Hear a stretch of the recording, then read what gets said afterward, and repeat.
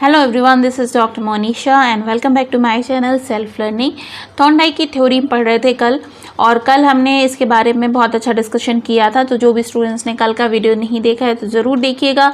और रोज़ रात को 8 बजे हमारी क्लासेस होती हैं जनरल पेपर की, और 9 बजे क्लासेस होती हैं हमारी एजुकेशन के पेपर की। अगर आप हमसे कनेक्ट होना चाहते हैं तो टेलीग्राम का जो लिंक आपको यहाँ नज़र आ रहा है उस पर ज़रूर मुझे मैसेज कीजिए।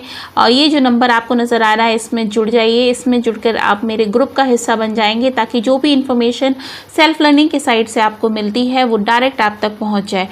हमारी क्लासेस यूजीसी नेट पेपर 1 के लिए चल रही हैं, यूजीसी नेट एजुकेशन के लिए चल रही हैं, यूपीएचएससी असिस्टेंट प्रोफेसर की जो पोस्ट निकली है उसके ऊपर भी हमारी क्लासेस चल रही हैं, ताकि और साथ ही साथ में सीटेट और सेट एग्ज़ाम की भी क्लासेस हो रही हैं। तो जिनमें से अगर आप किसी भी तरह के एग्ज़ाम की प्रिपरेशन कर रहे हैं तो आप हमारे साथ जुड़कर free of cost structure wise study कर सकते हैं। आज की क्लास हमारी है थॉर्नडाइक के सीखने के सिद्धांत की, क्योंकि कल हमने इसके बारे में कंप्लीट जो डिस्कशन होता है थ्योरी के बारे में वो सब कर लिया था। तो आज हम उसके आगे करेंगे, लेकिन फिर भी एक छोटा सा क्विक रिवीजन मैं आपको करवा देती हूँ। थॉर्नडाइक का सिद्धांत जो है सीखने का, उसे एसआर थ्योरी कहा जाता है, स्टिमुलस रिस्पॉन्स थ्योरी कहा जाता है, उद्दीपन अनुक्रिया का सिद्धांत कहा जाता है। जब आपके सामने कोई एक उद्दीपक होता है, यानी कोई स्टिमुलस होता है जो आपको उत्तेजित कर सके, तो उसके बाद आपके बॉडी से, आपके माइंड से जो अनुक्रिया होती है, उन दोनों के बीच में जो रिलेशन बनता है वो कहलाता है सीखने का एसआर थ्योरी, यानी एसआर उद्दीपन अनुक्रिया सिद्धांत। ठीक है, ये एक नाम है इसका, जिसका एक अलग से नाम लिया जाता है, जैसे ट्रायल एंड एरर थ्योरी है, एसआर थ्योरी है। इसके और भी बहुत सारे नाम हैं जो मैं आपको आगे बताऊंगी। अब यहाँ पर ये देख लेते हैं कि क्या क्या शामिल होता है इसमें। तो जैसे हम बालक का साइकिल चलाना है, वो किस क्रिया के अंतर्गत आएगा। क्वेश्चन इस तरह से भी पूछे जाते हैं, क्योंकि आपको पता होना चाहिए यूजीसी नेट में अब एप्लीकेशन बेस्ड क्वेश्चन पूछे जाने लगे हैं। मतलब कि बालक का साइकिल चलाना सीखना किस थ्योरी के अंतर्गत आता है, तो आपको मालूम होना चाहिए कि ये ट्रायल एंड एरर थ्योरी के अंतर्गत आएगा। जूते पहनना सीखना, चम्मच से खाना सीखना, ये सारी ही इन्हीं मतलब ट्रायल एंड एरर थ्योरी या फिर उद्दीपक अनुक्रिया जो सिद्धांत है उसके ही उदाहरण माने गए हैं। ठीक है, धीरे से गाड़ी चलाना सीखना, क्रिकेट सीखना, ये सब कुछ। और क्या क्या कहा जाता है थॉर्नडाइक के सिद्धांत को, तो देखिए इसके अलग अलग नाम हैं। कनेक्शनिज्म थ्योरी, इसके बाद में कनेक्शनिस्ट थ्योरी, मतलब कि संबंधवाद का सिद्धांत, उद्दीपन प्रतिक्रिया, स्टिमुलस रिस्पॉन्स, एसआर थ्योरी। बहुत फेमस नाम अगर है कुछ तो वो है एसआर थ्योरी के नाम से। ठीक है, बहुत सारे स्टूडेंट्स कंफ्यूज हो जाते हैं, तो कंफ्यूज होने की ज़रूरत नहीं है। एस से होता है स्टिमुलस, आर से होता है रिस्पॉन्स। स्टिमुलस रिस्पॉन्स थ्योरी जो है वो है आपकी थॉर्नडाइक का सिद्धांत। फिर सीखने में संबंध का सिद्धांत, मतलब वॉन्ट थ्योरी ऑफ लर्निंग। जब हम किसी एक जो हमने पहले कुछ सीखा है उससे कनेक्शन करके दूसरी कोई चीज़ करते हैं तो उसके बीच में एक बॉन्ड बन जाता है, एक संबंध बन जाता है, तो ये बॉन्ड थ्योरी ऑफ लर्निंग भी कहलाई जाती है। प्रयत्न एवं भूल का सिद्धांत, ट्रायल एंड एरर थ्योरी। बहुत सारे स्टूडेंट्स कंफ्यूज हो जाते हैं कि ट्रायल एंड एरर थ्योरी ही है क्या थॉर्नडाइक का सिद्धांत। तो जी हाँ, यही एक सिद्धांत है जो कि थॉर्नडाइक के सिद्धांत के नाम से जाना जाता है। इसके अलावा भी बहुत सारे ऐसे नाम हैं जिसके बारे में आपको जानना ज़रूरी है कि थॉर्नडाइक का अगर क्वेश्चन आता है तो ऐसे नामों के साथ में भी क्वेश्चन आ सकता है। जैसे मैंने आपको बताया, ट्रायल एंड एरर थ्योरी, प्रयत्न एवं भूल का सिद्धांत, उद्दीपन अनुक्रिया का सिद्धांत, सीखने में संबंधों का सिद्धांत, बॉन्ड थ्योरी ऑफ लर्निंग, संबंधवाद का सिद्धांत, थ्योरी ऑफ कनेक्टिज्म, अनुबंध का सिद्धांत, सिद्धांतवाद का सिद्धांत, एसआर थ्योरी ऑफ लर्निंग, और संयोजनवाद का सिद्धांत। ठीक है, एसोसिएशनिज्म का सिद्धांत भी माना जाता है। तो ये सारे नाम अगर पूछे जाते हैं तो उनका सबका संबंध किससे होगा, थॉर्नडाइक की थ्योरी से ही होगा। आगे बढ़ते हैं। तो आपको मैंने कल बताया था कि ये कुछ फोर्स हैं जो हमारे सीखने के लिए काम करते हैं। ड्राइविंग फोर्स होता है जो हमें मोटिवेट करता है। गोल, अगर हमारे सामने एक प्रत्यक्ष गोल होता है काम करने का, तो काम हमारा प्रॉपर तरीके से होता है।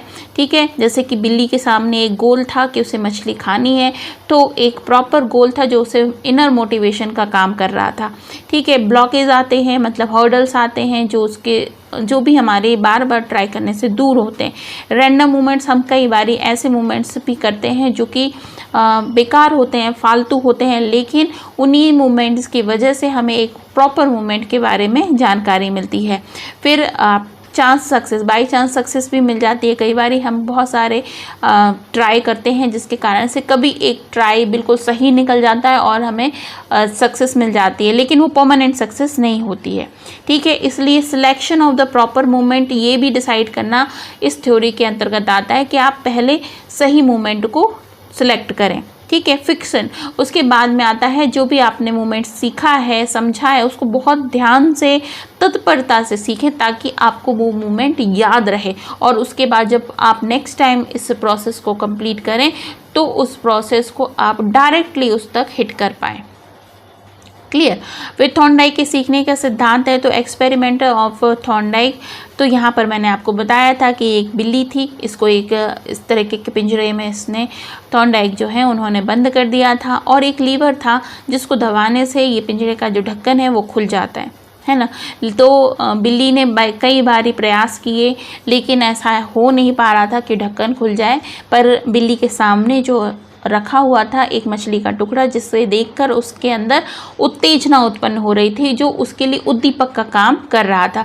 तो बिल्ली बहुत सारे प्रयास करती है और एक रैंडम प्रयास में ही उसका ये लीवर जो है वो दब जाता है प्रॉपर तरीके से, और ये ढक्कन खुल जाता है और बिल्ली बाहर निकलती है और मछली खा लेती है। लेकिन यही प्रोसेस कई बारी करने पर, एक दो बार में, फिर 5-7 बार में, फिर उसके बाद जैसे जैसे वो प्रयास कर रही थी तो उसकी जो प्रयास करने की बारंबारता है, मतलब कितनी बार ट्राई कर रही है, उसकी संख्या धीरे धीरे कम होती जा रही थी। तो इस तरह से बिल्ली ने अपनी एक प्रयास में एक बार में पूरे तरह से उसने फर्स्ट प्रयास में ही अपने पिंजरे के ढक्कन को खोल लिया। इसका कथन का मतलब क्या निकला इस पूरे एक्सपेरिमेंट का? ये निकला कि भाई बिल्ली ने लगातार अभ्यास किया और अभ्यास से उसने परफेक्शन हासिल किया। अब वो तुक्के में नहीं पिंजरे को खोल रही है, बल्कि उसको एग्जैक्ट पता है कि किस तरह से पिंजरे का जो लीवर है वो प्रेस करना है और उसको ढक्कन को खोल देना है।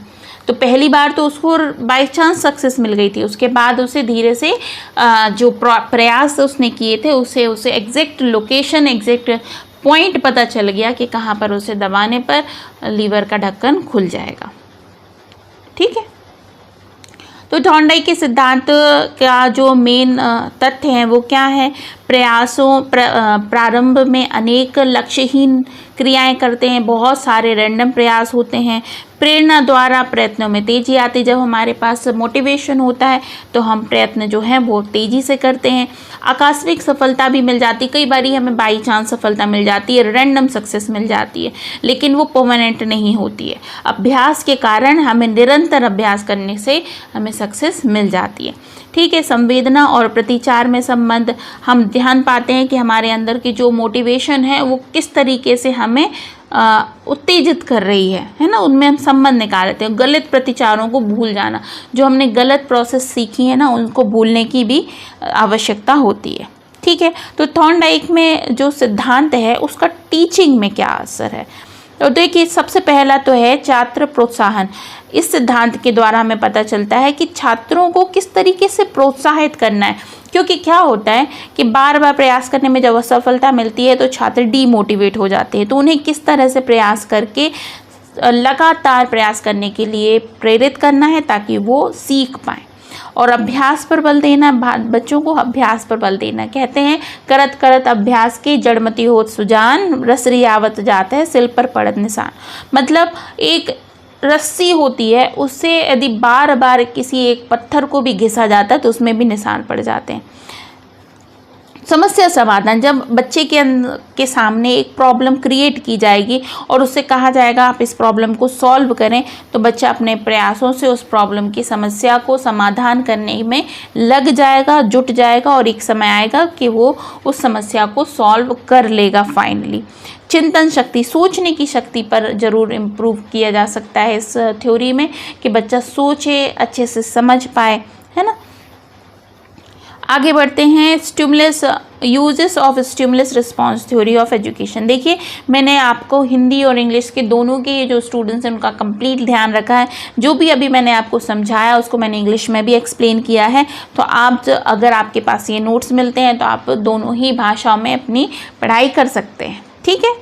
तो थॉर्नडाइक का जो लॉ है लर्निंग का, उसके मेन नियम क्या है? तो पहला नियम आता है law of readiness. Law of readiness का मतलब क्या होता है? तत्परता का नियम। यानी ये नियम सिखाता है कि सीखने वाले व्यक्ति किन किन परिस्थितियों में संतुष्ट होते हैं तथा किन किन परिस्थितियों में उनमें खींच उत्पन्न होती है। जैसे जब हम लगातार प्रयास करते रहते हैं तो एक समय आता है कि हमें जब सफलता नहीं मिलती है तो हमारे अंदर एक चिड़चिड़ापन, एक इरिटेशन होने लगती है ना। तो तत्पर होकर आपको बैठना है, लगातार कोशिश करना है, तब जाकर सफलता मिलेगी। अभ्यास का नियम, लॉ ऑफ एक्सरसाइज, बार बार आप एक्सरसाइज कीजिए, कोई एक चीज़ को बार बार सीखिए, तो सीखने से आपके अंदर उसका मतलब उसे सीख पाएंगे आप, कंटिन्यूसली प्रोसेस से आप सीख पाएंगे। प्रभाव का नियम, लॉ ऑफ इफेक्ट होता है। इसका मतलब क्या होता है? इस नियम के अनुसार किसी व्यक्ति किसी अनुक्रिया या उसके प्रभाव से के आधार पर सीखा, उसका आधार उसके प्रभाव उस पर पड़ सकता है ना। किसी कार्य या अनुक्रिया का प्रभाव व्यक्ति में संतोषजनक होता है या खीज उत्पन्न करने वाला होता है। तो प्रभाव द्वारा संतोषजनक होने पर व्यक्ति उस अनुक्रिया को सीख लेता है तथा खीज उत्पन्न करता है। इस अनुक्रिया को वो दोहराना नहीं चाहता, परिणाम स्वरूप उसे भूल जाता है, ठीक है। तो अगर हम सीखते हैं और सीखने में बार बार हारते हैं, सफलता नहीं मिलती तो खीज उत्पन्न होती है और फिर हम कुछ देर के लिए बैठ जाते हैं। लेकिन इसमें ये कहा जाता है आप जो भी सीख रहे हैं और उसमें जब तक आप सफल ना हो कंटिन्यू प्रोसेस करते रहें। सीखने में सहायक का नियम, अब देखिए कुछ और नियम है जिसकी चर्चा की जाती है। प्रिंसिपल ऑफ मल्टीपल रिस्पॉन्सेस की बात की जाती है, मतलब बहुत बार कई बारी प्रयास करना, बार बार रिस्पॉन्स देखना, कई अनुक्रियाएं भी देखना। मानसिक वृत्ति या मनोवृत्ति का नियम, principle of mental set and पर एप्टीट्यूड, ये भी देखना है।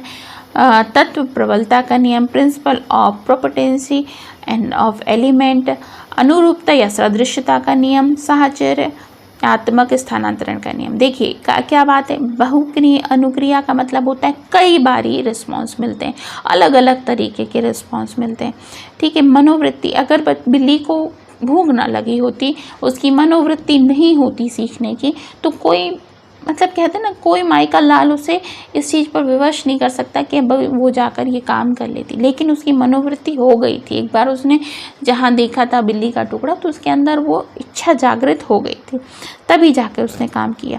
तत्व प्रबलता का, प्रिंसिपल ऑफ प्रोपेटेंसी जो होती है उसके कारण से आप बहुत ही प्रबल होकर ये काम करते हैं। सादृश्यता का मतलब होता है एक जैसे दो कार्यों को रिलेट कर देना। जैसे सपोज़ आपने कभी साइकिल सीखी है और अब आप स्कूटी सीखना चाह रहे हैं, तो जो कुछ भी आपने साइकिल सीखने में सीखा था, समझा था, उन सभी का एप्लीकेशन आप स्कूटी चलाने में भी कर लेंगे, ताकि जो कुछ भी आपने सीखा है उसका उपयोग आप करें और जल्दी सीख जाएं स्कूटी।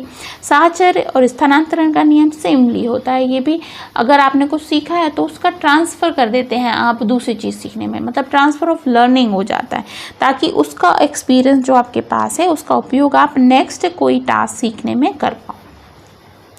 थॉर्नडाइक के सिद्धांत की आलोचना, तो हर व्यक्ति की आलोचना होती है, तो इनकी भी आलोचना है। इनके आलोचना में क्या कहा गया कि देखिए बड़ा धीमी गति से सीखता है बच्चा इस प्रोसेस में, प्रयत्न और भूल के द्वारा सीखने में बहुत समय लगता है, क्योंकि ज़रूरी नहीं है कि हर व्यक्ति की भूल हो और उससे वो सीखी जाए। कुछ लोग तो खींच उठती है और वो बंद कर देते हैं अपने प्रयासों को, ठीक है। इसमें रटने पर बल दिया है। यदि किसी रैंडम प्रयास में कोई बच्चा सीख जाता है ना, तो क्या होता है कि बच्चा उसी चीज़ को रट लेता है कि यही आएगा उत्तर, तो वो भी गलत है। थॉर्नडाइक ने सीखने की प्रक्रिया में दंड और पुरस्कार दोनों पर बल दिया है, पर पुरस्कार पर अधिक बल दिया है, ये भी इन्होंने आलोचना के रूप में लिखा है, ठीक है। आगे बढ़ जाएं हम, तो कुछ क्वेश्चन हम कर लेते हैं ताकि समझ में आ जाए एग्जैक्ट ना थ्योरी क्या है। तो पहली बात तो ये है कि निम्नलिखित में से कौन सा अधिगम का मुख्य नियम है, जैसा कि थॉर्नडाइक ने अपनी बुक एजुकेशनल साइकोलॉजी में दिया है। तो देखिए बहु प्रतिक्रिया का नियम है, मतलब कहने का है ये है कि एजुकेशनल साइकोलॉजी में जो उन्होंने कहा है, तो एक क्वेश्चन तो यहीं से बन जाता है कि इनकी बुक का नाम क्या है। तो इनकी बुक का नाम क्या है? Educational psychology. तो कौन सा नियम है? बहुप्रतिक्रिया का नियम, साहचर्य का नियम, अभ्यास का नियम, आत्मीकरण का नियम। तो सीधी बात है अभ्यास का नियम, है ना। चलिए अब आता है कि बालक अभ्यास एवं तत्परता से सीखता है। उपरोक्त कथन किसका है? तो देखिए बात थॉर्नडाइक की हो रही तो थॉर्नडाइक की, लेकिन जब आप पेपर में क्वेश्चन करेंगे ना तब आपको ये चीज़ें याद रखनी पड़ेगी कि अभ्यास और तत्परता की बात किसने की है? थॉर्नडाइक ने की है, तो थॉर्नडाइक का नियम होगा। लेकिन आपको ये भी ध्यान रखना, पावलोव ने किसकी बात करी है? क्रो एंड क्रो ने किसकी बात करी? पावलोव ने कंडीशनिंग की बात की है, ठीक है।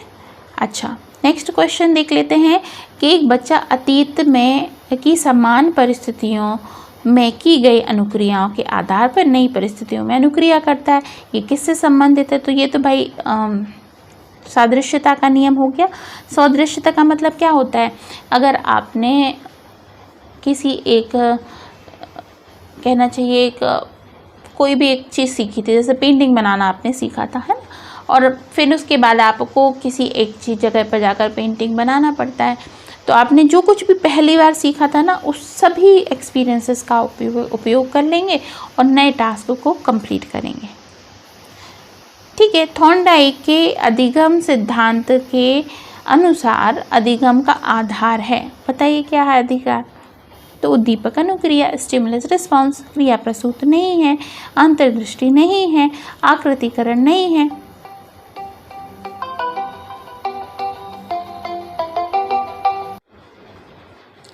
ठीक है, नेक्स्ट क्वेश्चन पर चले जाते हैं हम। थॉर्नडाइक के सीखने की नियम के अनुसार गौण नियम क्या है? तो देखिए गौण नियम का मतलब होता है जो मेन नियम है ना, तो बहु अनुक्रिया का नियम, आंशिक क्रिया का नियम, मानसिक स्थिति का नियम, प्रभाव का नियम। तो आंसर क्या होगा यहाँ पर? आंसर होगा मानसिक स्थिति का नियम। कौन सा नियम सम्मिलित नहीं है? नहीं पर जरूर जानना, मानसिक स्थिति की बात नहीं होती, बहुक्रिया अनुक्रिया तो है, आंशिक अनुक्रिया भी है, प्रभाव भी है, तो मानसिक स्थिति नहीं है, इसलिए आंसर क्या होगा? मानसिक स्थिति, ठीक है। जिन प्रतिक्रियाओं को सीखने के उपरांत संतुष्टि प्राप्त होती है उन्हें सीख लिया जाता है। ये किसका नियम है? कौन सा नियम है? ठीक है, तो प्रभाव का नियम, ठीक है। जब हमें कोई भी चीज़, जैसे मैंने आपको बताया था ना, तत्परता का नियम है, एक एक्सपीरियंस का नियम है, और दूसरा क्या था? तीसरा नंबर क्या था? प्रभाव का नियम। तो प्रभाव का नियम है, जब हम कुछ सीख जाते हैं, उसकी संतुष्टि मिल जाती है तो हमें अच्छा लगने लगता है और उसका प्रभाव पड़ता है हमारे सीखने पर। फिर आता है प्रयास एवं त्रुटि का जो आलोचनात्मक कथन है का सिद्धांत, उसका आलोचनात्मक कथन क्या है?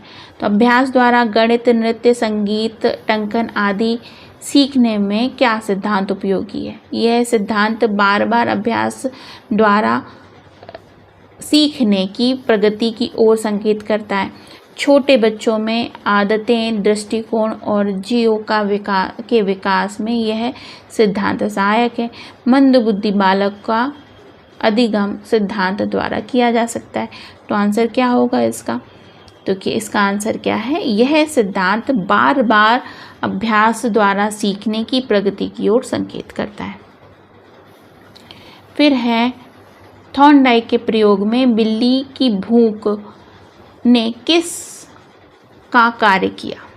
किसका कार्य किया बताइए? तो कालक किसका काम किया? चालक, यानी कि मोटिव का काम किया है ना, उसको ड्राइविंग फोर्स का काम किया था, ठीक है। आगे बढ़ते हैं। धीमी गति से सीखने वाले बालकों के अध्ययन के लिए कौन सा सिद्धांत उपयोगी है? तो धीमी गति से जो बच्चा सीखता है उसके लिए थॉर्नडाइक का सिद्धांत है, क्योंकि प्रयास और त्रुटि का सिद्धांत है। आपने देखा होगा जो बच्चे स्लो लर्नर होते हैं उन्हें बार बार प्रोसेस करने के लिए कहा जाता है। जैसे ABCD ही सिखाना है तो उनसे कहा जाएगा कि एक लेटर को ही आपको 10-10 बार लिखना है। जब 10-10 बार लिखेंगे तो उसके अंदर परफेक्शन आ जाएगा, ठीक है।